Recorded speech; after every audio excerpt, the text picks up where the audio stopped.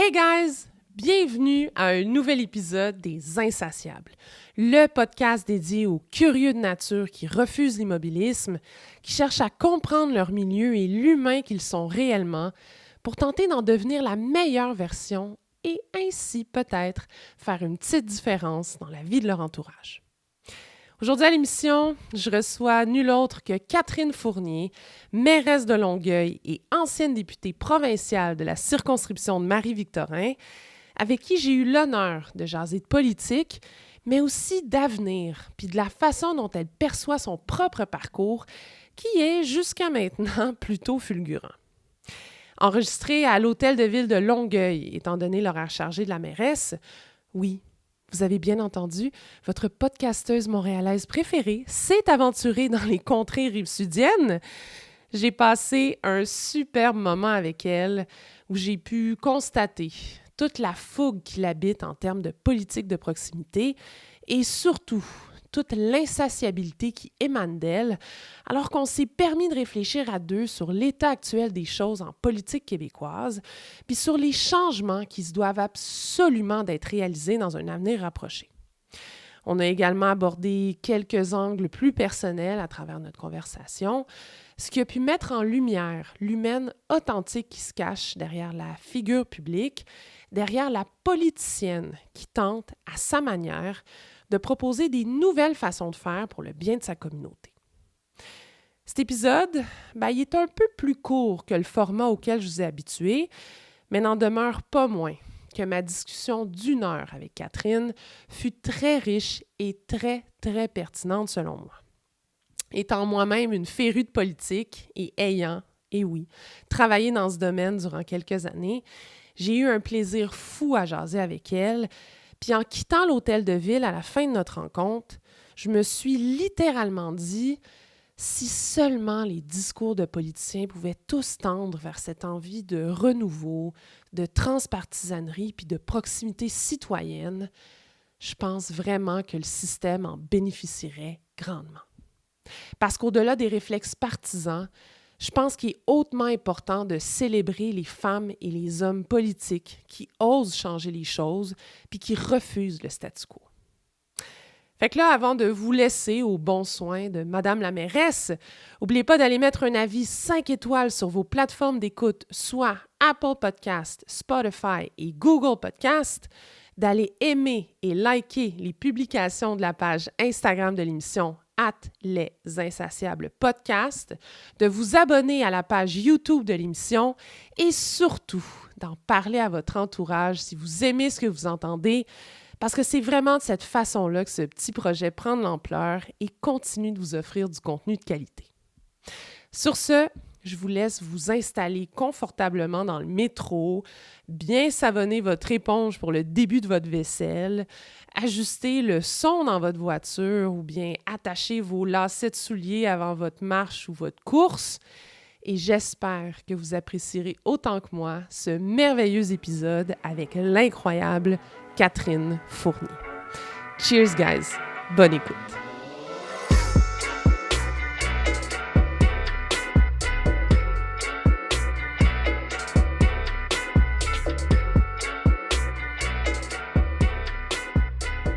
Merci de me recevoir chez vous, ici, le côté du fleuve. Comme je te disais, en fait, je disais ça à ta collègue, que je ne viens pas souvent sur la Rive-Sud, mais quand je viens, c'est toujours pour faire des belles rencontres. Très bel hôtel de ville aussi. Apparemment, c'est une ancienne base militaire. Oui. Ce serait quoi l'histoire derrière ça? Là? Exactement, c'était une base militaire des Forces armées canadiennes. OK.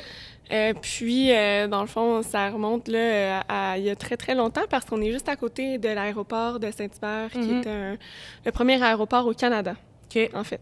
Puis même, c'était une très grande base militaire parce que durant la guerre froide, la base militaire ici de Saint-Hubert à l'époque, qui était une ville à part entière. Donc, la base militaire ici avait été ciblée comme étant le refuge du premier ministre du Canada s'il y avait une attaque nucléaire. Donc, il y a un bunker qui a été construit dans le sous-sol, que j'ai encore jamais eu l'occasion de visiter, mais c'est dans mes plans.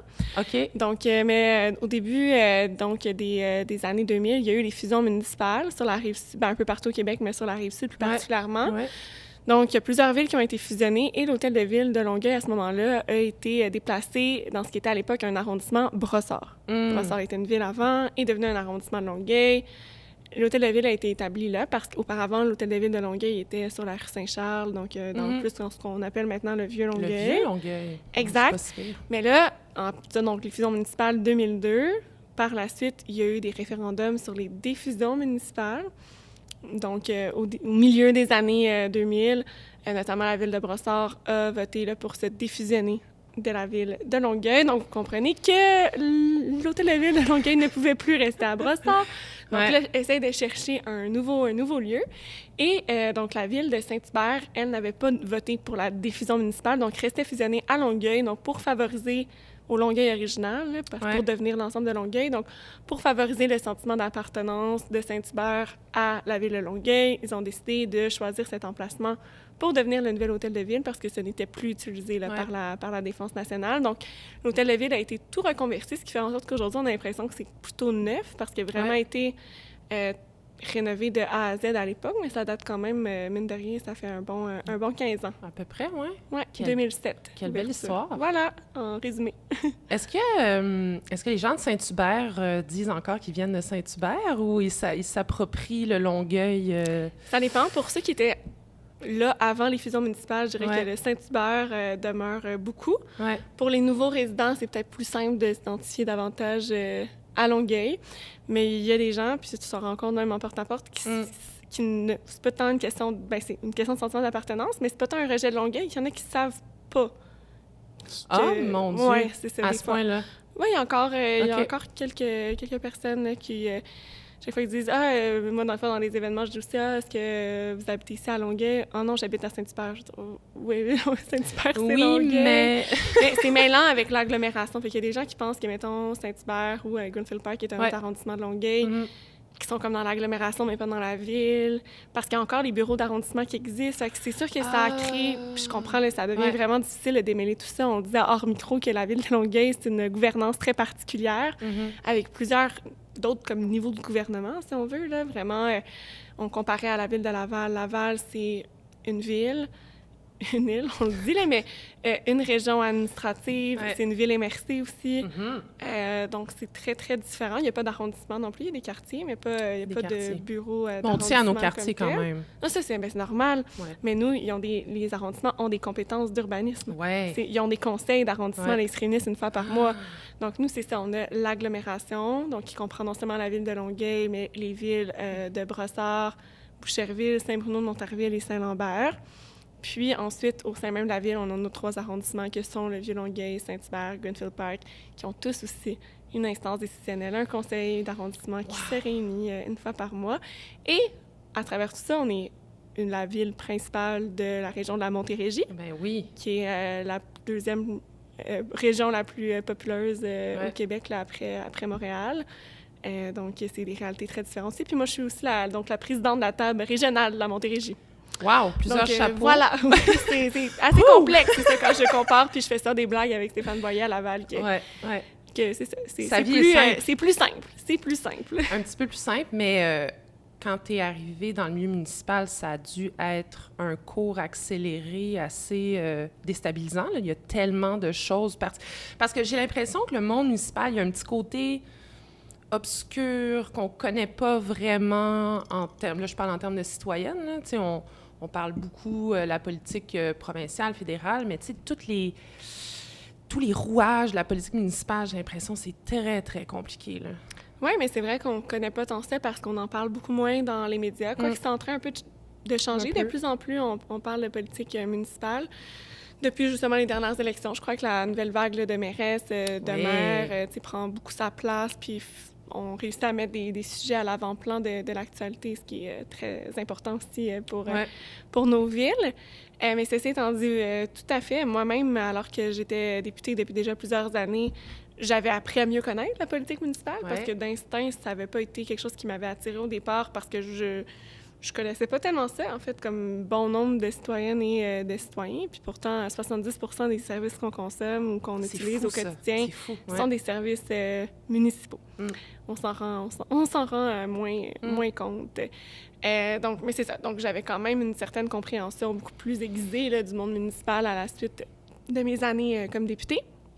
Mais vraiment, quand je suis arrivée en poste, c'est sûr que c'était un apprentissage en accéléré. Tu sais, j'avais pas non plus... Tu sais, j'étais bien au courant de toute l'agglomération puis la structure de gouvernance, mais j'avais pas réalisé tant que ça les effets quotidiens puis le temps qui devrait être consacré à ce genre d'instances externes. Là. Tu sais, je pensais pas... Puis honnêtement, ça prend une bonne partie de mon temps, là, tout ce qui est les relations aussi avec les autres mairesses et maires de l'agglomération comme telle, parce qu'il y a à peu près 50% des décisions qui sont des décisions d'agglomération. Moi, je suis la présidente du comité exécutif de l'agglomération, fait que je dois veiller à avoir comme... à l'intérêt de tout le monde, puis d'avoir une harmonie aussi, parce que nous, en fait, depuis les fusions à Longueuil, depuis cet épisode-là, il y a toujours eu beaucoup de conflits, je veux dire comme ça, entre les villes, entre les anciennes villes, maintenant les villes liées à l'agglo. Donc, toute cette dynamique-là, elle est particulière. Puis moi, c'était un de mes objectifs, là, donc de mettre ce chapitre-là de côté, mais ça demande bien des compromis, des discussions. Puis je pense que j'y suis arrivée, mais c'est toujours un équilibre délicat. Comme dans tout, hein, les équilibres, c'est toujours très délicat. Donc, mon travail de diplomate, je l'aurais pas pensé autant. Oui, fait que ça a dû justement aiguiser, là, ce caractère-là chez toi de... Oui, mais c'est bon, mais en plus, je pense que c'est quand même quelque chose dans laquelle je suis confortable. Donc, c'est pas antinaturel. J'ai utilisé ces qualités-là pour me permettre d'arriver à cet objectif qui était quand même assez central dans mon mandat, mais c'était plus d'énergie que j'aurais cru au départ. C'était quand même une certaine surprise. J'avais pas bien mesuré tous ces éléments-là, à quel point ça pouvait prendre du temps ou être énergivore. Mais tu sais, je suis très satisfaite du résultat. Mais là, ça va, là. Ben oui, on travaille super bien.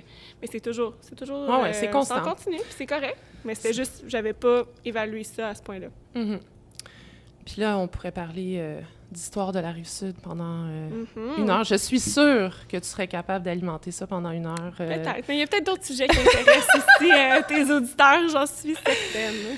Dis la fille de Montréal qui vient de Laval. Fait que oui, j'avais envie de te parler de politique en général. J'avais envie de te parler d'avenir de la politique aussi. Mais je pense que j'avais surtout le goût de commencer... par un angle un petit peu plus personnel pour essayer de comprendre c'est qui l'humaine derrière la politicienne, derrière la figure publique. On a à peu près le même âge. Puis le podcast s'appelle « Les Insatiables », puis je pense que tu en es une, parce que j'écoutais une de tes entrevues où tu disais que tu étais de nature très curieuse. Puis c'est un peu ça, moi, comment je qualifie les insatiables. Là. Les insatiables, c'est quelqu'un... J'avais bien deviné dans ton titre. Good guess. Fait que c'est ça, c'est quelqu'un de curieux, c'est quelqu'un qui refuse l'immobilisme, c'est quelqu'un qui creuse, qui questionne, qui aime pas ça se faire répondre. C'est parce que c'est comme ça a toujours été comme ça. Pourquoi? Voilà. Puis c'est quelqu'un aussi qui a le goût d'en apprendre un petit peu plus sur lui-même pour devenir la meilleure version de lui ou d'elle et faire une différence dans la vie de ses pairs et de sa communauté. Là, je t'ai comme défini, je t'ai forcé une définition, là, je t'ai qualifiée d'insatiable, mais toi, comment tu te définis comme politicienne? Est-ce que la curiosité en fait partie dans ta définition? Puis est-ce que cette définition-là que tu t'accordes, est-ce qu'elle a évolué avec le temps depuis le début de ta carrière? Excellente question. Oui, c'est sûr. La curiosité, je pense qu'elle est un peu inhérente à la politique aussi parce qu'on travaille sur une multitude de sujets. Je pense qu'il faut avoir beaucoup de centres d'intérêt pour, en tout cas, pour aimer faire de la politique parce qu'on ne traite jamais des mêmes dossiers. Puis on en apprend sur plein de choses. Comme en tant que mairesse, jamais j'aurais cru, ou en tout cas avant, j'aurais jamais cru m'intéresser ou connaître comment fonctionnait la gestion des eaux dans une ville, les eaux usées, l'eau potable. Tu sais, c'est très technique, mais au final, tu sais, c'est quand même dans mes gros dossiers. Puis j'ai appris à comme vraiment apprécier ce sujet-là parce que c'est... Justement, on connaît pas vraiment ça. Puis là, il y en a toujours plus à apprendre, à comprendre. Moi, j'adore quand je dois comme mieux comprendre un dossier pour être ensuite capable de le vulgariser, soit à des citoyennes, à des citoyens, ou dans les médias. Donc, le travail comme ça avec les fonctionnaires, développer des projets, c'est toujours quelque chose de nouveau. Fait que c'est sûr que la curiosité embarque beaucoup. Sinon, comment je me décrirais? C'est sûr que je pense que je suis une personne très authentique, comme politicienne, mais dans la vraie vie aussi, mais je veux dire, je pense que ça transparaît dans mon travail. Pour moi, les enjeux de confiance avec la population, c'est vraiment central à toutes mes décisions, à tout ce que je fais. Tu sais, je trouve ça vraiment important de valoriser nos institutions publiques. Puis ça, je pense que ça passe par une probité des élus, la transparence, encore une fois, l'accessibilité, qui est un peu un lien aussi avec l'authenticité. Très, justement, authenticité, sincérité, de toujours d'être proche aussi des gens, la proximité, c'est quelque chose au cœur. Puis finalement, pour faire le lien avec tout ce que je te parlais là, de ma relation avec des autres mairesses ou d'autres maires ou même au sein de nos arrondissements, mais tout l'enjeu de collaboration. Nous, ça a été aussi historiquement plus difficile à la ville de Longueuil, mais là, on est comme vraiment dans une nouvelle ère, carrément, là, où, justement, on met de l'eau dans notre vin. Tout le monde s'aime à Longueuil, c'est ça? Oui, pas mal en ce moment, mais c'est plus facile de travailler quand il n'y a pas ces conflits-là perpétuels qui nuisent un peu, évidemment, parfois à l'avancement des choses, puis c'est sûr que je suis beaucoup intervenue sur la question de la partisanerie en politique. Moi, j'ai eu l'occasion d'être quand même quelques années d'agir comme députée indépendante à l'Assemblée nationale, donc hors des lignes, disons, de partis politiques. Puis à Longueuil, j'ai voulu un peu répéter mon expérience tout en, disons, nous adaptant au contexte politique. Puis, j'ai bâti une équipe, j'ai même créé un parti politique, mais avec des façons de fonctionner différentes de celles que moi j'ai connues dans d'autres formations politiques, puis qui se répètent souvent. Donc, un cadre beaucoup plus souple, beaucoup moins, justement, fixe ou rigide. Puis j'essaie, mais tu sais, des fois, c'est toujours des réflexions qui peuvent... Ça évolue, évidemment, de comment ça se matérialise de façon concrète, mais en tout cas, je suis assez fière du résultat jusqu'à maintenant. Puis tu parlais beaucoup de collaboration, puis de tenter d'amener tout le monde à travailler ensemble. Est-ce que tu dirais, quand tu étais plus jeune, tu étais peut-être un peu plus prompte, puis peut-être essayer d'amener les gens vers un objectif très clair? Ou, je sais pas. J'ai toujours été quand même dans ma personnalité assez recherche du consensus, tout ça. Mais après, c'est sûr qu'avec les années, en fait, c'est plus un lâcher-prise qui se développe. Là, c'est de choisir ses batailles, de dire, OK, voilà, tu as des objectifs, mais comment tu peux te rapprocher le plus possible plutôt que de dire, c'est sûr que quand tu es plus jeune, j'ai l'impression, puis je sais pas, je pense que ça a un peu à voir avec l'âge, mais tu fais peut-être moins de compromis. Tu n'es pas... Tes compromis, en même temps, des fois, c'est la ligne est mince. Il faut que tu tiennes à tes convictions puis tout ça, mais de dire comment tu peux quand même faire avancer tes idées, même si c'est pas tout maintenant. Ou, c'est ça. Je pense que c'est peut-être une... Je dirais pas... je pense que la fougue reste la même, mais c'est juste avec la connaissance aussi, l'expérience, il y a un certain... réalisme ou un... Je pense que j'ai toujours quand même été quelqu'un de pragmatique, mais peut-être que mon pragmatisme s'accroît avec... accéléré avec les années, Oui. Puis surtout, tu portes tellement de chapeaux, tu dois clairement avoir une très, très grosse équipe à gérer. Pour avoir travaillé en politique au niveau provincial, on était une équipe de 4. Oui. C'était ça aussi dans mon bureau quand j'étais députée. Puis là, je suis passée tout de suite de 4 personnes dans mon bureau à 15 élus, 15 membres du personnel, de 4 à 30 en un claquement de doigts pratiquement, là, du jour au lendemain. Ça aussi, ça a été un apprentissage, la gestion de la croissance. C'est bon, mais c'est sûr que c'est déstabilisant. Je veux dire, c'est pas pareil du tout. Là, gérer une équipe de 4 personnes versus 30, ça, j'ai encore bien du travail à... Je veux dire, c'est pas... J'avais jamais fait ça non plus. Puis c'est à travers bien d'autres de mes responsabilités. Donc, toujours un travail en continu.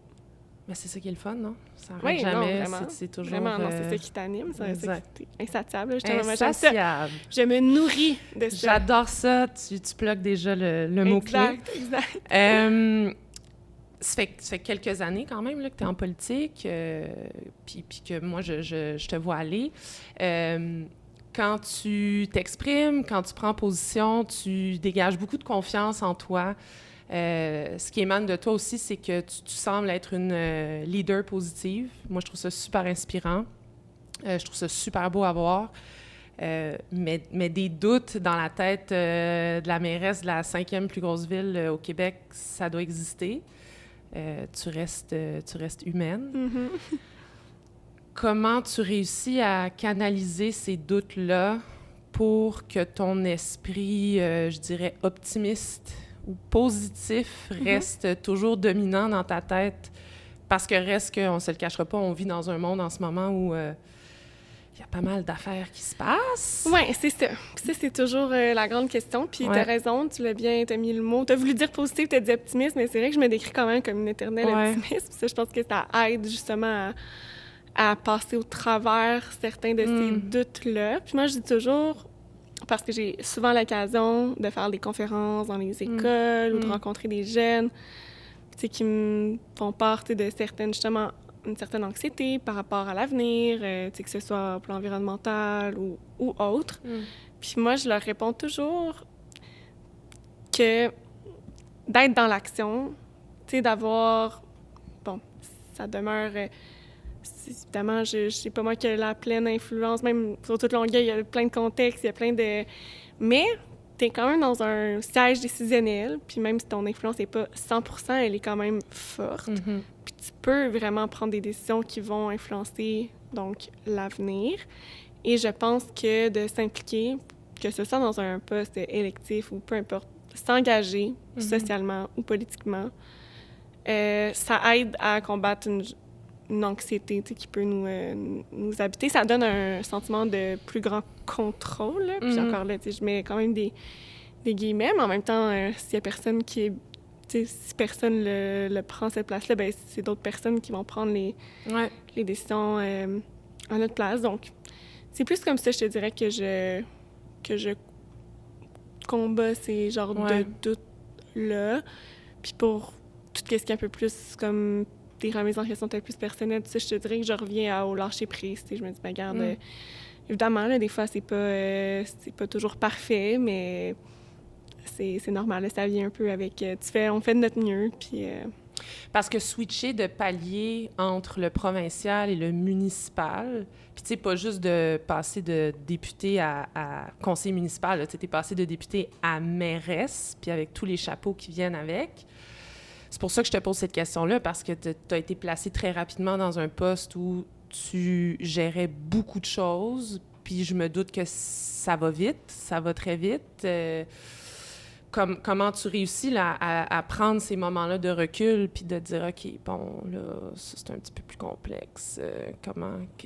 Qu'est-ce que je fais? Est-ce que tu as des personnes clés? Est-ce que tu as, je sais pas, est-ce que tu vas jogger? Est-ce que tu vas, tu sais, as-tu des trucs? Mais oui, évidemment, là, je suis super bien entourée. Là. J'ai une équipe vraiment extraordinaire qui travaille avec moi. J'ai beaucoup de chance. Après, bon, c'est sûr que c'est toujours difficile parce que mon travail, c'est aussi ce que j'aime faire. Fait que des fois, de prendre ce recul-là, c'est pas si évident que ça. T'sais, c'est dur de sortir dedans puis de pas être constamment dedans parce que c'est aussi un... Même, bon, je veux dire, j'ai eu des vacances cet été, mais tu demeures quand même mairesse de Longueuil tout le temps. Il y a quand même eu des urgences à gérer. Il y a quand même eu...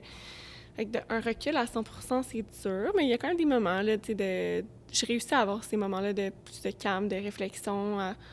Des fois, ça peut être juste en prenant ma douche ou en marchant ou dans ma voiture, parfois, quand je dois conduire. C'est souvent les seuls moments, en fait, que je peux, genre, prendre du recul. J'ai l'impression que c'est les moments que je peux pas faire d'autre chose. Ah ouais? Ouais. Mais je sais que je devrais plus en prendre, là, des moments comme ça. Là. Je sais qu'on m'entend, puis je suis comme, je sais que mon équilibre est vraiment pas parfait, mais justement, tu sais, quand tu prends ta douche, c'est quelques minutes, mais c'est quelques minutes, tu fais pas... Tu penses pas à... tu peux pas, genre, être sur ton ordi, tu peux pas être sur ton cell, tu peux pas... même chose quand tu conduis, là, tu penses... C'est comme un petit moment que je me dis avec moi-même. Puis, fait que t'es beaucoup dans le faire. Ouais. Constamment dans le faire. C'est vrai, c'est ça. Je suis sûre que c'est un constat... Est-ce qu'il faut que tes employés te disent prends des moments... Ben oui, mais je sais que j'ai plein de gens proches justement qui travaillent avec moi qui me le disent, mais tu sais, à un moment donné, il y a le dire, puis il y a la réalité aussi des choses, là, comme s'il arrive de quoi, ben c'est quand même moi qu'on appelle. Là. Non, t'as tout à fait puis raison. si même je déléguais, tu sais, je pourrais dire, OK, mais telle personne dans mon équipe prend, mettons, les décisions quand je suis pas là, mais la réalité, c'est que si jamais il y avait quelque chose qui se passait ou une erreur, ou peu importe le positif ou négatif, c'est toi. C'est moi qu'après, on va questionner. Tout à fait. Fait que la reddition de compte est à moi 24 heures, 7 jours sur 7. Là. Tout à fait. Puis, entre la fille qui a commencé à... Ben, je veux dire, tu avais commencé un peu avant ton élection en 2016. Là, tu avais tenté ta chance en 2015 avec exact. Le Bloc. Oui, au fédéral, oui. Entre la femme la plus jeune qui a été élue à l'Assemblée nationale en 2016... et la mairesse de 31 ans aujourd'hui, qu'est-ce qui a le plus évolué chez toi dans ta façon de travailler comme politicienne, d'être avec tes collègues? Qu'est-ce qui a le plus changé, tu dirais? C'est dur de le cibler parce qu'on dirait que c'est tellement progressif tu sais, que je me reconnais encore, mais c'est sûr, tu sais, j'ai plus de confiance, mais on dirait que ça s'est bien fait parce que, tu sais, j'ai gagné comme un peu des responsabilités avec les années, fait que la confiance est venue en même temps. C'est sûr que nécessairement la connaissance des dossiers est quand même meilleure. Je pense que justement, je reviens à d'autres choses que j'ai dit tout à l'heure, la question du lâcher-prise. Il y a des choses qui me dérangeaient vraiment au départ ou qui allaient plus m'affecter qu'aujourd'hui. Je réussis à vraiment faire la part des choses, en fait. C'est vraiment ça. De pas m'en faire parce que j'en ai vu d'autres puis je me dis regarde, quand il t'arrive quelque chose au départ, t'es comme mon Dieu, c'est comme la fin du monde, comme une gestion de crise, puis aujourd'hui c'est comme c'est pas le fun là, mais regarde, c'est ça, puis ça arrive, puis je vis mieux avec ce genre de choses-là parce que des fois en politique, justement, on est la figure, c'est nous qui rendons des comptes, mais c'est pas toujours c'est notre responsabilité, c'est comme ça que c'est fait là, je veux dire, t'es responsable quand t'es à la tête, mettons, de la ville ou que ce soit comme député ou comme mairesse. Mais on demeure pas moins que dans la vraie vie, c'est pas vrai que je vois ce que chaque employé fait de la ville de Longueuil. Fait que s'il y a une erreur, ben oui, c'est moi qui fais la reddition de compte, mais c'est pas toujours... Ouais. C'est ça. Tu devrais pas faire grand-chose des fois pour empêcher ce qui est arrivé ou... il faut juste que tu prennes pas trop personnel, justement, puis que tu réussisses à... Je te dirais aussi, avec le temps, tu te fais une meilleure carapace, là. Oui, mais surtout qu'au municipal, il y a tellement de... Comme on le disait au micro, il y a tellement de dossiers. À un moment donné, tu peux pas non plus tout savoir, tout connaître de A à Z. Il y a une question de confiance avec ton staff, tes employés. Ben oui, puis... la ville de Longueuil, c'est 3000 personnes qui travaillent pour la ville. Ouais. 3000 personnes? 3000. Wow. 3000. OK, c'est quand même... Tu sais, je donne un exemple, tu sais, il y a des dossiers, même dans les années, même quand je n'étais pas mairesse, il y a des choses qui remontent dans les médias il y a, je sais pas, 5 ans, puis que c'est telle direction de la ville qui est un peu ciblée, ben c'est moi qui dois en répondre, tu sais. C'est correct, c'est comme ça que ça fonctionne, mais c'est sûr que des fois, tu te dis... C'est ça. C'est dommage d'avoir comme une espèce de titre négatif à côté de ta photo quand t'as vraiment rien à voir, puis littéralement, là, dans un cas comme ça, t'es même pas encore élu, mais... T'es le visage de la ville, fait que tu prends le positif et le négatif. C'est ça, faut que tu acceptes ça.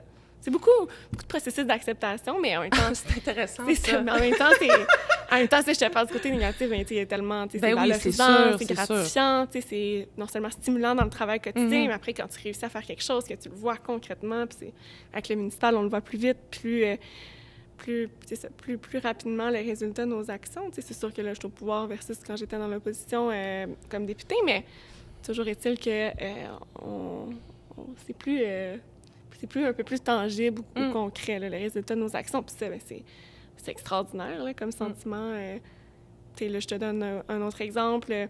On a un projet pour apaiser la circulation dans certaines rues durant la période estivale qui s'appelle Ma rue pour tous. Donc, on met des balises, vraiment des choses pour ralentir la circulation dans les rues, différents mobiliers, des dos d'âne amovibles là, qui vont être installés prochainement. Puis là, justement, tout l'été, je suis passée dans certaines rues où vont être installés ces aménagements-là, où il y a déjà on met comme des bacs à fleurs pour ralentir la circulation, puis juste de le voir, c'est comme, wow, tu sais, ça fait... Plus tu vois les enfants jouer, c'est super, là, C'est super concret, puis ça doit tellement être motivant, surtout. Ben oui, c'est motivant, tu sais, on a une rue piétonne, tu sais, la rue piétonne depuis qu'on a été élus, puis qu'on a mis ce projet-là sur pied, puis les gens aiment ça, il y a plein de monde, puis je suis comme, wow, tu sais, c'est quand même grâce à nous, non? C'est évidemment, après, c'est un travail avec les équipes de la Ville de Longueuil qui rendent le tout possible. Tu sais, nous, on ne va pas nous-mêmes faire le marquage des rues ou tout ça, mais c'est vraiment le projet qu'on leur donne, puis que leur travail, c'est de le réaliser. Ouais. Puis la conversation avec les citoyens aussi doit être différente parce qu'ils le voient beaucoup plus concrètement que, mettons, au fédéral ou provincial. Des fois, il y a peut-être d'autres étapes avant que ça se concrétise. Bien, je vais renchérir. En fait, il n'y a pas beaucoup de conversations avec les citoyens au palier provincial ou fédéral parce que ben, tu peux aller voir, je veux dire, un député. Moi, je considère que comme député, j'étais très accessible. J'allais dans beaucoup d'événements, j'étais accessible à mon bureau, sur les réseaux sociaux, mais tu n'as pas de période de questions des citoyens. Tu n'as pas tant aux élections, tu peux rendre des comptes, mais nous, on rend des comptes à chaque mois, là, à chaque conseil de ville, puis les gens peuvent venir poser une question directement, puis c'est moi qui réponds directement. Ce qui n'est pas le cas, tu sais, aux autres paliers politiques. Mais par contre, je veux quand même te lever mon chapeau parce que j'ai déjà assisté à des conseils de ville ou des conseils d'arrondissement. Là. Moi, je suis à Montréal et ça peut être quelque chose quand même. Il faut être dans l'écoute active, il faut être beaucoup dans l'acceptation, comme tu as dit. Oui, la patience. Oui, on l'a dit en même temps. Mais c'est bon, on dirait que j'étais comme un peu faite pour ça. Je veux dire, on a tous nos qualités, nos défauts, mais j'avoue, la patience puis l'écoute, c'est quand même... je pense que j'ai ça. Tant mieux. Surtout l'écoute aussi, là, mais je suis très patiente. Je suis très patiente. Ouais. Moi, pour vrai, j'ai aucun, puis il y a beaucoup de monde qui me dit ça doit être dur, les conseils comme le compteur, tu sais, de me faire. Puis, tu sais, quand j'y pense, oui, puis, tu sais, c'est drôle, mais sur le coup, quand je le vis, je me dis pas, je deviens pas, même à l'intérieur, je deviens pas impatiente, je suis juste comme, puis au contraire, je suis comme, les citoyens viennent poser leurs questions, c'est le fun. Mais sûrement, puis là, je sors un peu du cadre politique, là. J'en ai parlé la semaine passée, on faisait un épisode sur, c'est la coach de performance mentale des Carabins de l'Université de Montréal, puis on parlait de l'état de flow. Je sais pas si tu connais ça, quand tu es tellement sur ton X. Ah oui, j'ai déjà entendu parler. Ouais. Je me suis dit ça, justement, que je pense que c'est mais ça.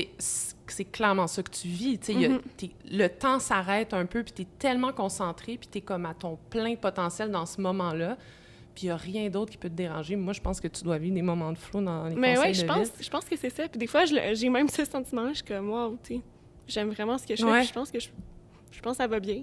Ah, mais mon Dieu, on va s'accrocher à ces points. Non, mais c'est ça, mon Dieu, je me sens privilégiée d'avoir trouvé ça parce que c'est super... Ah, c'est beau, ça. Oui. Ça, c'est vraiment rafraîchissant à entendre. Ça, c'est gratifiant comme sentiment aussi, mais c'est juste un sentiment, tu te sens bien, genre. Ouais. Tu sens que t'es à la... C'est exactement ça, mais tu sens profondément que t'es à la bonne place.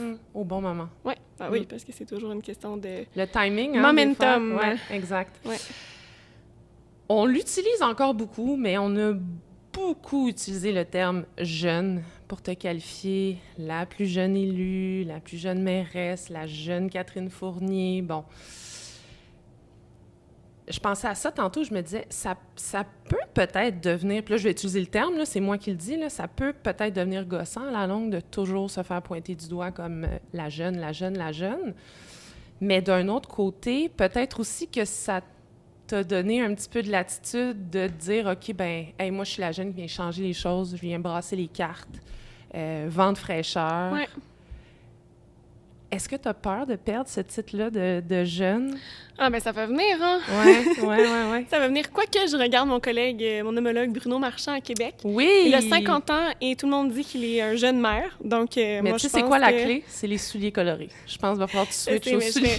Je fais des blagues parce qu'on rit souvent de ça avec Bruno, tu sais, qui est comme, c'est parfait, moi, je suis passée dans la vague de toi puis Stéphane, puis là, tout le monde m'a mis dans le même bateau. Mais tu vois, moi, je le considère jeune. Tu m'en parles, puis je suis comme, moi, je vais te dire, parce que j'irais peut-être sur le fait que c'est un homme. Si ça a été une femme de 50 ans, je sais pas si on aurait dit la jeune mairesse, mais je referme la parenthèse. On peut la continuer. Parce que le vieillissement, c'est pas traité de la même façon dans la société chez les femmes que chez les hommes. Exact. Très bon point. Ça, c'est mon analyse bien personnelle. J'y adhère complètement. Mais oui, mais un jour, c'est drôle parce que quand j'ai été accueillie à l'Assemblée nationale au Salon Bleu, parce que j'ai été dans une élection partielle, il y a comme une tradition au Salon Bleu que les chefs, tu te fais amener par la whip à ton siège, puis les chefs de tous les partis politiques comme soulignent un peu l'arrivée. Nous, on était comme 4 nouveaux députés issus d'élections partielles, puis chaque chef fait un petit mot pour accueillir les nouveaux. Puis moi, c'était Jean-François Lisée, le chef du Parti québécois à l'époque, qui avait dit « Bon, pour l'instant, elle est la plus jeune, mais il n'y a rien de plus fuyant que la jeunesse, puis ça va finir par lui passer. » Mais c'était un petit peu drôle, quand même, comme commentaire à ce moment-là, mais il a tout à fait, il a quand même raison, je veux dire, avec les années, mais c'est sûr, mais moi, je pense qu'au contraire, ça m'a jamais tant gossé, pour reprendre ton terme. Quel mauvais terme, parce qu'en même temps... Non, mais ça traduit ce que ça a à traduire, là. Donc, ça m'a jamais gossé parce que j'ai toujours assumé pleinement ça. Puis moi-même, je l'ai comme utilisé dans un sens, tu sais, je pense que ça m'a défini dans le sens que ça a permis de me distinguer au départ, tu sais, de dire, t'attires un peu l'attention parce que tu représentes quelque chose de différent. Puis après, c'est à toi de saisir cette occasion-là pour passer des choses qui sont plus constructives que, tu sais, ça change rien, là, que je sois jeune par rapport à mes idées politiques ou quoi que ce soit, mais tu captes l'attention, tu as un profil différent, une jeune femme, il n'y en avait pas beaucoup en politique. Tu sais, quand j'ai été élue, j'étais la plus jeune de l'Assemblée nationale, mais je veux dire, je pense que l'autre plus jeune députée, elle avait 35 ans, moi j'avais 24. Donc c'était un profil vraiment différent. Puis je pense que ça fait en sorte que peut-être qu'au départ, les gens, pour donc une raison assez superficielle, dans le sens que c'était juste des caractéristiques démographiques, étaient peut-être attentifs à ce que je disais ou que j'avais plus d'occasion de faire valoir certains points dans les médias. Après, rapidement, si t'es impertinent, si t'as rien à dire, je pense que tu te fais oublier. Mais moi, je pense que ça m'a plus aidé que nuit au début de ma carrière, en tout cas, là, d'avoir été une jeune en politique. Mais pour moi, c'était aussi le moteur d'un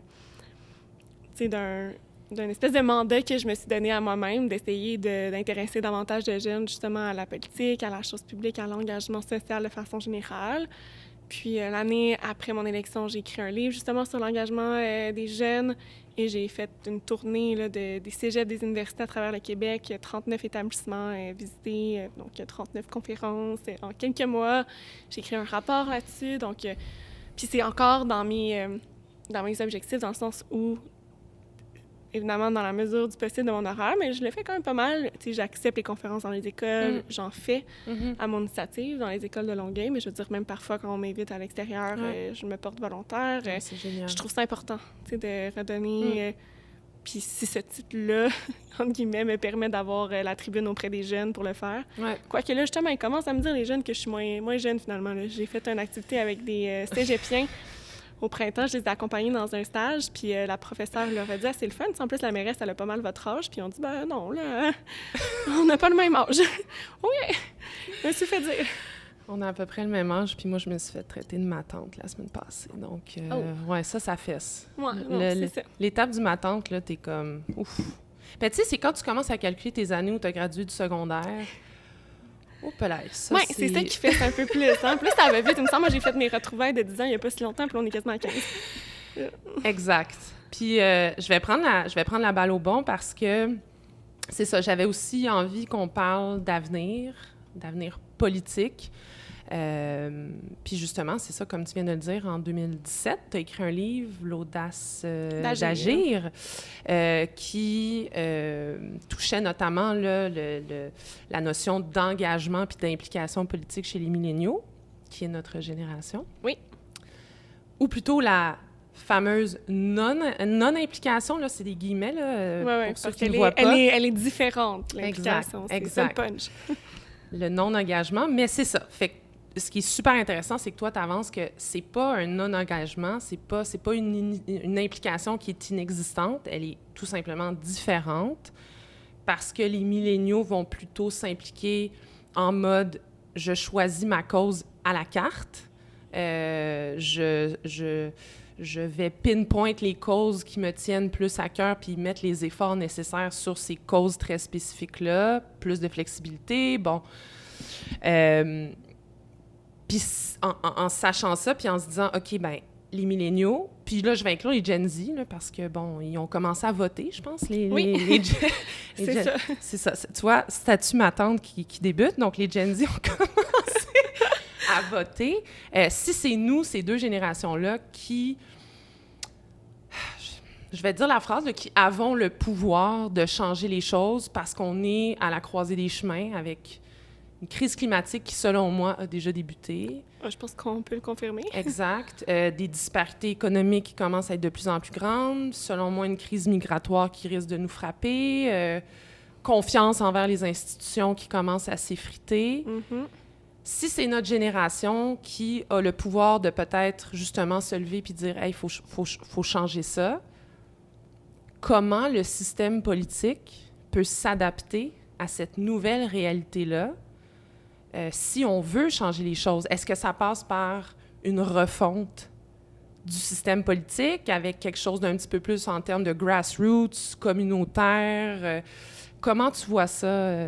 C'est une question tellement intéressante qui anime mes réflexions depuis plusieurs années maintenant. Moi aussi. Je te mentirais, je te disais que j'avais la réponse toute faite, mais clairement qu'il y a plusieurs constats qu'on peut dresser aujourd'hui. Effectivement, nos institutions parlementaires sont quand même très lentes, somme toute, à réagir à certaines problématiques. En même temps, il y a des raisons pour lesquelles c'est lent parfois. C'est qu'il y a des étapes démocratiques à franchir, puis de consultation, de présence, il y a de l'opposition, je veux dire, des différents groupes parlementaires qui forment nos institutions politiques. Mais en même temps, est-ce que c'est trop... Est-ce qu'il y a une partie qui pourrait être allégée? Est-ce que c'est un peu parfois sclérosé? Je pense que oui, mais en même temps, il y a des raisons structurelles, puis il y a des bonnes raisons structurelles aussi à ça, parfois, aux délais qui sont inhérents. Mais est-ce que il va falloir encore là, trouver des équilibres là-dedans? Parce que ça va tellement vite, on doit tellement s'adapter rapidement que j'ai l'impression qu'on est à la remorque. Je vais donner un autre exemple. La question des géants du web. Je veux dire, on va rire, là, mais... Oui, c'est un rire nerveux. Ça fait longtemps qu'on voit qu'ils prennent énormément de place dans nos sociétés à travers le monde, puis qui ont du pouvoir, puis de l'influence. Puis ça a pris combien de temps avant qu'on décide de se dire peut-être qu'il va y avoir des effets sur les médias, des effets sur la démocratie en général, sur les tensions sociales. On les a comme laissés faire, tout en sachant, tu sais, on entend parler d'algorithmes, de ci, de ça, mais il n'y a pas de questions qui étaient posées. Puis alors que les premiers qui auraient dû être proactifs, c'est le gouvernement, mais c'est justement le problème que moi j'ai constaté, c'est les institutions politiques sont souvent en mode réactif et non pas proactif. L'humain, en fait. Ben oui, t'as raison, mais c'est pour ça que je dis qu'il y a des... Je comprends que parfois c'est comme ça parce que c'est difficile de sortir de la fameuse nature humaine. Mais c'est sûr qu'en plus, peut-être que de la façon dont sont conçues nos institutions, ben ça va influencer, que ça va encore plus accentuer là, cette nature humaine-là. Donc ça, c'est pas évident. Puis effectivement, la confiance s'effrite ici. Heureusement, on est quand même pas si mal quand on se compare, mais faut pas s'asseoir sur nos lauriers puis croire que c'est un pays comme la France où les tensions sociales sont à un tel niveau, puis la confiance envers les gouvernements, envers les personnes, je veux dire, les hommes ou les femmes politiques est en chute libre, carrément. Donc, comment on fait... moi, je pense que la confiance est inhérent aux grands projets, aux réformes, fait que si tu perds la confiance de la population, ben, tu n'as plus aucune chance de faire une refonte du système politique qui pourrait permettre de justement être plus efficace puis de mieux répondre aux grands défis qui nous attendent. Donc, mon sens, en ce moment, on doit travailler beaucoup la confiance parce que je sens pas qu'on est prêt, même si au Québec, c'est mieux qu'ailleurs, à quelque chose qui mobiliserait vraiment. Parce que, tu sais, des fois, quand tu rentres, on a juste parlé à un moment donné... avec le projet de loi sur lequel j'ai siégé par ailleurs, de la réforme électorale, du système électoral, puis c'est très difficile de juste faire ces changements-là qui sont somme toute petits. Après, quand tu parles de leur refonte de même le système politique puis de nos institutions, là, c'est... Mais est-ce que... C'est comme repartir sur une page blanche en termes constitutionnels. Oui. C'est tout ce que ça implique. Toute la gamme constitutionnelle, oui. Ouais. Mais juste pour nous donner un petit peu d'espoir, là, est-ce qu'il y a de plus en plus de politiciens dans ton entourage qui en parlent de ça? Est-ce que...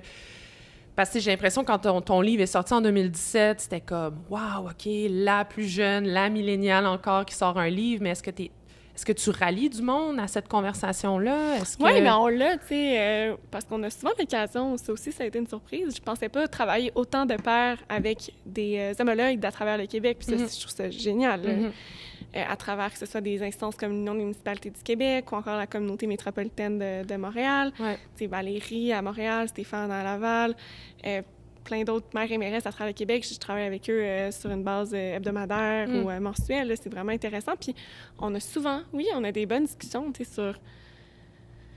Après, bon, il y en a qui sont très intéressés par le sujet, il y en a d'autres moins, puis c'est bien correct. Mais non, je sens, puis on m'a dit que c'est sûr qu'il y a quelques années, dans le monde municipal, on n'aurait jamais entendu parler de ce genre de sujet-là. On va s'accrocher à ça. Il y a vraiment un changement. Mais oui, non, mais c'est vrai. Puis...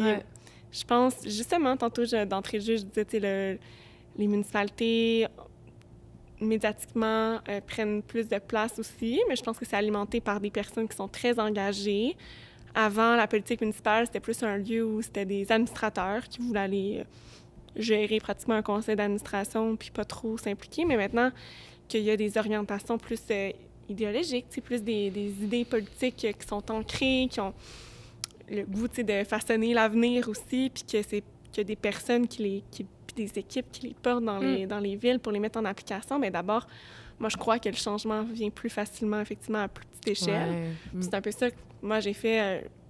En tout cas, je me suis dit, j'essaye ça, la politique municipale, dans le sens où je voulais voir aussi, puis c'est vrai, finalement, tu sais, que je pense que tu peux avoir une influence peut-être plus grande, même si tu agis à plus petite échelle, parce qu'après, justement, tu as plus de chances que ça se réalise puis que ça puisse influencer à plus grande échelle. C'est vraiment penser globalement, agir localement, là, un peu ce fameux dicton-là. Puis je le constate. Puis le fait qu'on ait comme la force du nombre puis qu'il y ait beaucoup, beaucoup de mairesses et de maires à travers le Québec qui sont sur la même longueur d'onde, je pense qu'on commence à peine à brasser un peu le paysage politique.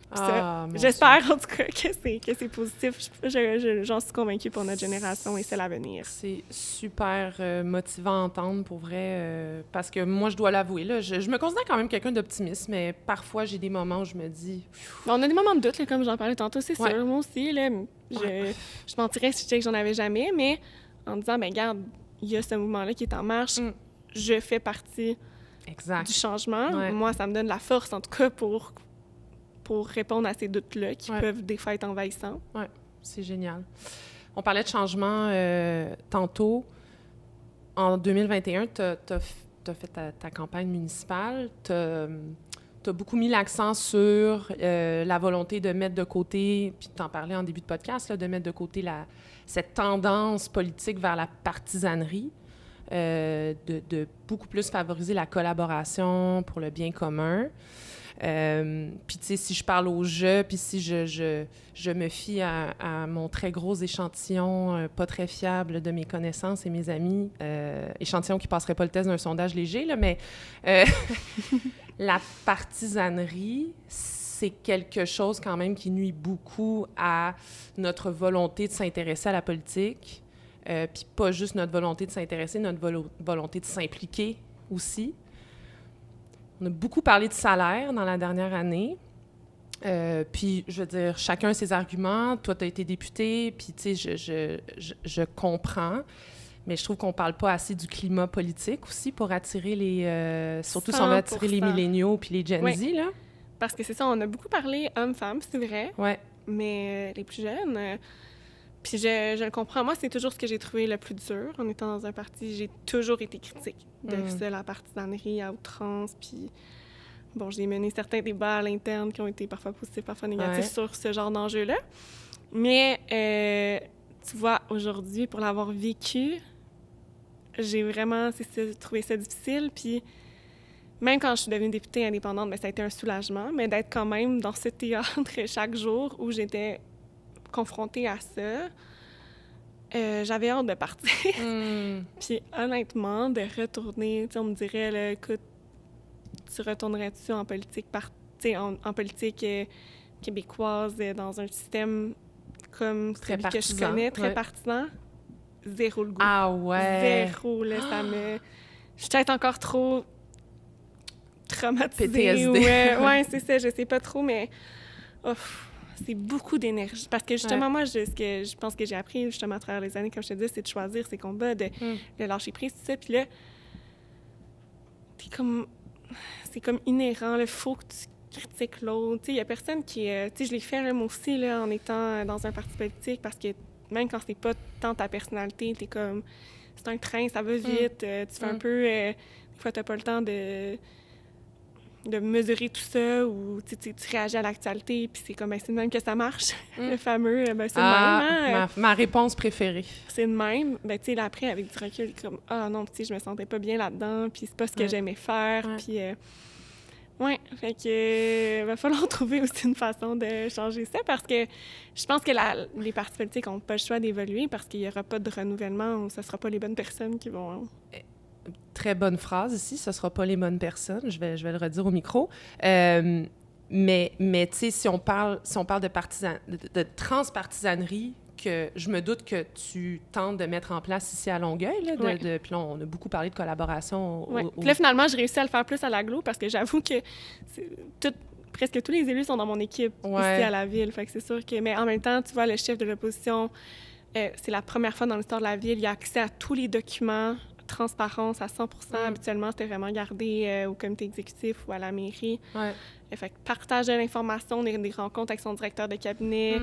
Je lui ai donné, en fond, quand il a été élu à la suite des élections, en fait, je l'ai rencontré, j'ai demandé qu'est-ce qu'il souhaitait faire en termes de commission, comité.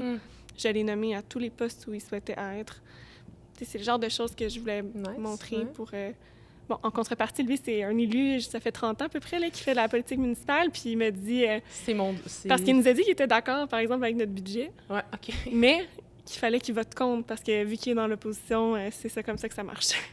C'est comme ça. C'est comme ça que... Mais regarde, écoute, je lui pardonne. Écoute, c'est une autre école de politique, mais moi, c'est vraiment pas ma philosophie et ma façon de faire. Mais donc, ce serait possible, parce que là, c'est encore une question que je vais te demander... Parce qu'on l'a vu là, récemment, des projets, puis là, je parle en termes provinciaux à l'Assemblée nationale. Je veux dire, il y a eu le projet de loi Mourir dans la dignité, il y a eu le comité transpartisan pour l'accompagnement des victimes de violences conjugales, d'agressions sexuelles. Il y a tellement des belles histoires. Puis c'est ça qui est... Dans la population, les gens sont fiers de ça, puis ils trouvent ça beau. Je comprends pas pourquoi que dans les partis, il n'y a pas un déclic ou quelque chose, mais... Puis, tu sais, même à la dernière campagne électorale, Paul Saint-Pierre Plamondon a bien fait, parce qu'il n'était pas... tu sais, pendant les débats, il était pas... je veux dire, il était pas vindicatif. Il était un peu dans la... Il tendait la main aux autres. Puis ça, je pense que c'est quelque chose qui plaît aux gens. Oui. Mais ça se peut. C'est juste, je te pose la question, est-ce que si à Longueuil, ça se peut? Est-ce que ça peut se transposer à Québec ou à Ottawa? Parce que j'espère que ça se peut. J'ose croire que ça se peut. Oui. Moi, je me dis, c'est ça. Je voyais ça comme une espèce de laboratoire. Tu sais, des fois, tu as une idée, puis tu te dis, est-ce que ça va vraiment se faire dans la réalité? Mais là, j'arrive à mi-mandat, puis manifestement, ça se fait. Puis non seulement je le fais au sein du conseil de ville, on réussit à le faire à l'agglomération de Longueuil. Comme je dis, des fois, ça demande beaucoup de temps, beaucoup d'énergie peut-être, mais ça rapporte. C'est ça. Puis les gens sont vraiment... Moi, les gens que je rencontre, ça fait du bien. On n'a pas, justement, la chicane, le déchirement. Tu sais, personne n'aime vraiment ça dans sa vie personnelle. Ils n'aiment pas plus ça, voir ça dans leurs instances décisionnelles. Là. C'est aussi, quand tu parles de confiance, c'est un frein. Là. Mais moi, j'ai ma théorie là-dessus. C'est parce que c'est la fameuse clip aussi, là. Mais oui, mais là, les médias, c'est un autre... Puis, je veux dire, j'ai rien... Encore une fois, c'est pas tant les individus, c'est autant les parlementaires. Je pense pas qu'il y a personne... En tout cas... Je pense pas que la majorité arrive là et qu'ils ont hâte à cette espèce de jeu ultra partisan. Peut-être, là, quelques-uns. Ouais. J'en ai quelques-uns en tête, mais... tu peux dire au micro. Non, c'est ça. Mais je pense que la majorité, c'est pas ce qu'ils recherchent. Ils tombent là-dedans parce que c'est comme... Structurellement, ça t'amène à faire ça. Comment les partis sont organisés, comment même le système politique, comment nos institutions parlementaires le sont. Par contre... je me rappelle pas où je m'en allais avec ça. Tu allais nommer des gens. Ouais, non, c'est ça, c'est structurel. Ah, j'allais dire que c'est la même chose avec les médias. C'est-à-dire que je pense pas qu'il y a aucun journaliste qui va en journalisme en espérant écrire 12 textes par jour parce que tu vas mettre de la pression, puis là, tu dois un peu tourner... tu recherches... Il y a comme une espèce de facilité qu'ils doivent aller chercher parce qu'ils ont tellement de pression, justement, étant donné l'état des médias actuels, que des fois, ils n'ont pas le choix de tourner un peu, justement, les coins ronds. Il faut que la rapidité, tu veux avoir le premier... Tu vas avoir le tu sais, maintenant, avec justement les fameux clics, là, j'ai hâte de voir si ça va changer avec le fait que les médias sont plus présents sur les réseaux sociaux, mais ça va être d'avoir le fameux clip, justement, d'avoir le titre choc, d'avoir ce qui va créer de l'engagement sur les réseaux sociaux, d'aller attirer l'attention, ça a un effet aussi. Puis après, quand c'est ça qui fonctionne dans les médias, ça fait en sorte que dans les partis, ils se disent c'est ça qu'il faut qu'ils fassent pour avoir de l'attention. Moi, je me suis déjà fait dire... on analysait un projet de loi, puis il fallait aller le critiquer, parce que apparemment que c'était juste la façon d'avoir de l'attention. Mais j'avais dit, somme toute, je pense que c'est plus positif que, il y a peut-être quelques petits trucs à améliorer, mais c'est pas majeur, puis je ressors comme les grandes lignes positives du projet de loi, puis on me dit, on peut pas aller dire ça, parce que ça sert à rien, tant qu'à ça, on le fera juste pas, les médias s'y intéresseront pas. Fait que ça, c'était un constat. Ou bien, pendant la campagne électorale aussi, on s'était fait dire... J'ai justement fait une sortie conjointe, la campagne électorale municipale avec le maire de Laval. On avait fait une sortie conjointe sur les questions d'habitation. Parce que, justement, c'est des enjeux importants pour notre génération, mais les deux, on était candidats à la mairie. Fait que ça sortait un peu... ça n'était jamais arrivé, en fait, que deux candidats à la mairie de villes différentes s'allient ensemble pour une annonce conjointe dans le cadre des élections. Rafraîchissant. Puis, on avait contacté certains médias pour leur parler de l'annonce qu'on voulait faire, puis il y avait un chef de pupitre que je nommerai pas, qui nous a dit « Oubliez ça, il y aura personne qui va s'intéresser à votre annonce parce que, vous critiquez personne. » Il dit « Faudrait que vous interpelliez le Québec ou que vous disiez que le gouvernement fait rien pour la crise du logement ou... il faudrait que vous ayez un angle comme ça, parce que notre angle qu'on vendait aux journalistes à l'époque, c'était vraiment une collaboration entre Longueuil et Laval. C'était trop beau. Des jeunes, justement, je veux dire jeunes encore, mais la nouvelle génération qui s'intéresse aux enjeux du logement, de l'habitation, puis qui veulent sortir un peu des sentiers battus pour trouver des solutions innovantes. Puis on s'était fait dire ça, mais finalement, ça a super bien marché. Puis dans la campagne électorale, je me suis jamais fait parler autant de quelque chose positivement par les citoyens que de cette sortie-là. J'ai l'impression que des fois, les médias croient que ça n'intéresse pas. Je me dis, sur quoi qu'ils se basent? Mais tu sais pourquoi? Parce que c'est comme ça. Mais peut-être. c'est sûrement ça. Parce que même, moi, je me suis souvent... C'est ça, j'ai souvent eu des exemples de ça, que ça n'intéresse pas les médias, quoi que c'est ça. Mais quand je regarde des nouvelles postées, au contraire, il y a plein de beaux... il y a plein de commentaires, il y a plein de j'aime sur les réseaux sociaux, il y a plein de... Je comprends pas. Et ça fait en sorte que le cynisme qui est rampant en ce moment dans la société par rapport à la politique, ça fait en sorte qu'on met un frein à ça avec des histoires positives. C'est... Je te l'ai dit en début là, de podcast, mais je trouve ça tellement inspirant d'entendre parce que c'est ça. Il y a des moments où on peut perdre espoir, puis on peut se dire... c'est ça, c'est toujours les mêmes personnes, c'est toujours les mêmes dossiers, c'est toujours de la chicane, puis, moi, je vais aller faire autre chose, puis je vais aller... Je comprends un peu les gens, dans un certain sens, mais j'appelle à comme pas baisser les bras, puis justement, si on laisse faire ça, puis comme on disait, c'est peut-être pas les bonnes personnes qui vont être dans les endroits clés pour pouvoir changer les choses. Donc, c'est pas facile, puis des fois, c'est comme, c'est long, c'est fastidieux, puis tu sais pas si... je veux dire, résultat non garanti, mais en même temps, si on n'essaye pas, on n'a rien. Exact. C'est quoi la plus belle leçon que tu as reçue qu'on t'a donnée au cours de ta carrière, qui t'habite encore à ce jour, que tu tentes du moins d'appliquer? La plus belle leçon?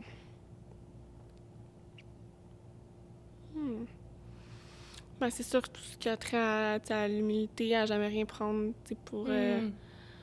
pour acquis, que tout peut changer aussi très rapidement en politique, tout ce qui est, tu sais, on a parlé au cours du podcast, tout ce qui a trait au lâcher-prise. Tu sais, je dirais que c'est peut-être pas une grande leçon, mais plusieurs choses comme à droite, à gauche, que j'ai pris, tu sais, des bons conseils de plusieurs personnes. Puis, moi, mon mantra aussi aux jeunes, tu sais, c'est de se faire confiance, puis de... Je me dis toujours, la petite phrase que je m'étais faite quand j'ai été élue, c'était que, dans le fond, tu sais, l'expérience n'était pas...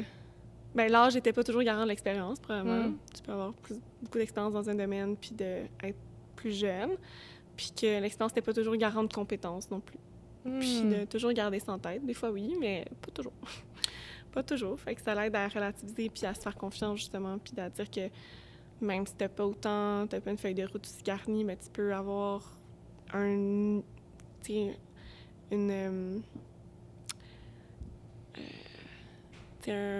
action aussi valable ou aussi réfléchie, aussi étayée que quelqu'un de plus âgé dans cet exemple-là. Mais donc, de se faire confiance. Puis moi, je me dis toujours, tu sais, une fois que tu as mis tous les efforts, tu sais, que après, tu sais, il y a des choses qu'on contrôle pas. Je suis une très grande fan de ça, moi aussi. Fais tous les efforts que tu peux, puis à un moment donné... C'est ça.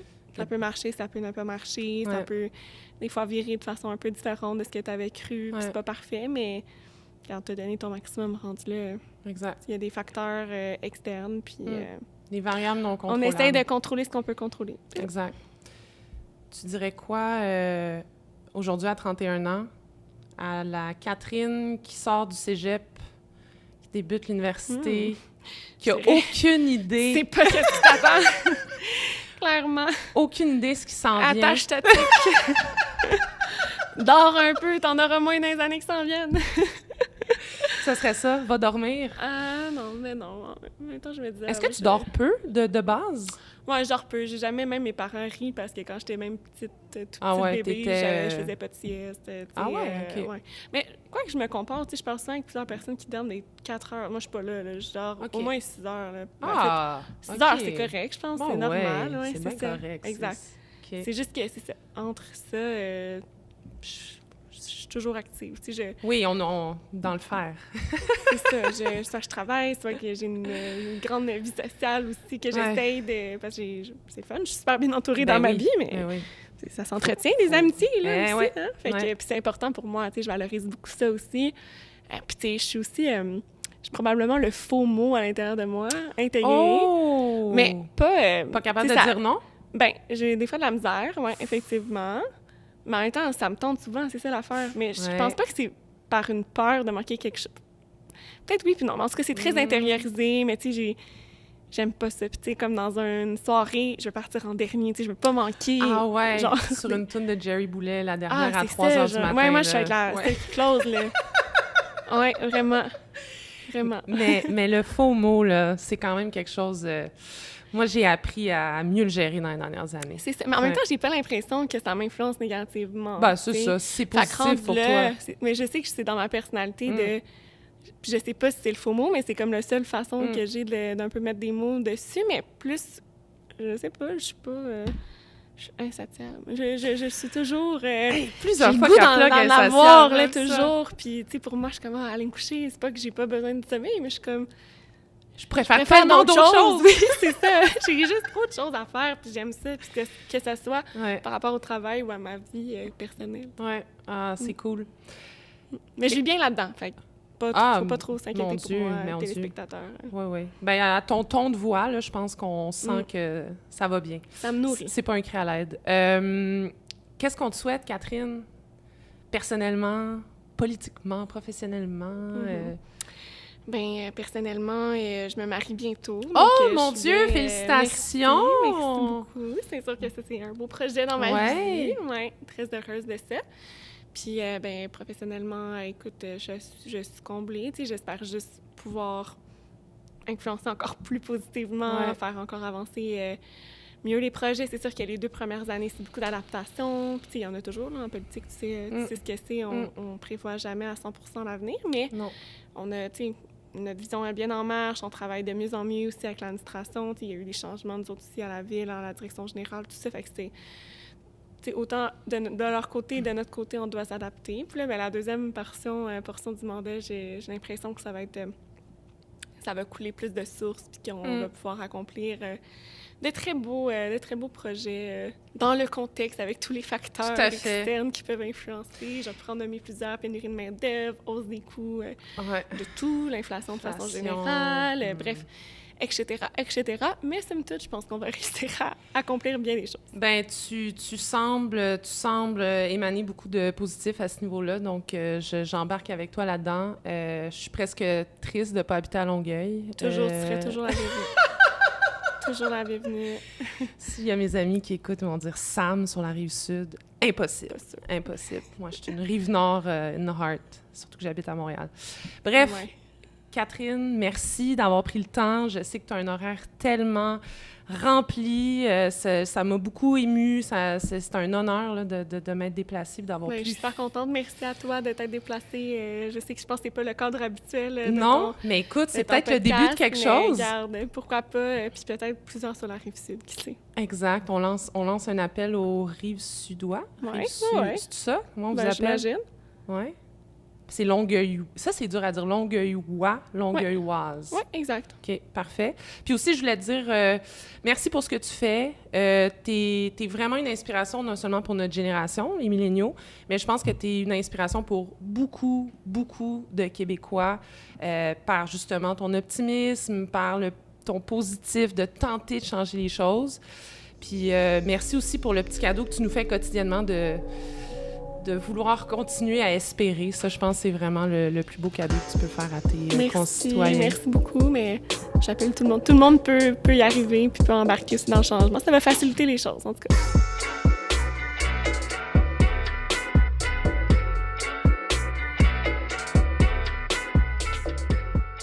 Alors voilà, c'était l'épisode avec l'insatiable Catherine Fournier. J'espère que cet épisode vous aura non seulement instillé une dose d'espoir en la politique québécoise, mais qui vous aura aussi inspiré à entretenir cette flamme insatiable en vous, cette soif de curiosité, cette envie de changer les choses. Changer les choses, c'est pas seulement aspirer à devenir premier ministre de la province. C'est aussi tenter d'impacter positivement notre entourage, à petite échelle, avec une volonté contagieuse, puis une envie de partager les beaux outils qu'on a su récolter dans notre besace au fil du temps. Quelqu'un d'un organisme communautaire m'avait déjà dit durant mon parcours en politique que l'espoir, ça commence toujours par les plus petites semences, sur les plus petits lopins de terre, avec les plus petits gestes, comme l'arrosage régulier, le choix d'emplacement ensoleillé, puis l'intention toute douce de s'occuper de quelque chose de beau. Je réfléchis souvent à cette phrase-là, puis je me dis que finalement, c'est peut-être ça qu'on a perdu de vue. Mais après, j'ai des conversations extraordinaires avec des gens comme Catherine Fournier qui me donnent espoir en nos chances collectives de peut-être réussir à faire pousser notre beau grand jardin collectif, en nos chances de changer les choses simplement et insatiablement. Si vous avez aimé cette belle conversation, n'oubliez pas d'aller mettre un avis 5 étoiles sur Apple Podcasts, Spotify et Google Podcasts, puis d'aller jeter un coup d'œil à la page Instagram de l'émission @lesinsatiablespodcast. Sur ce, prenez soin de vous les cocos, prenez soin de vos beaux cœurs, de vos belles têtes et surtout, soyez gentils avec vous-même. C'est tellement important.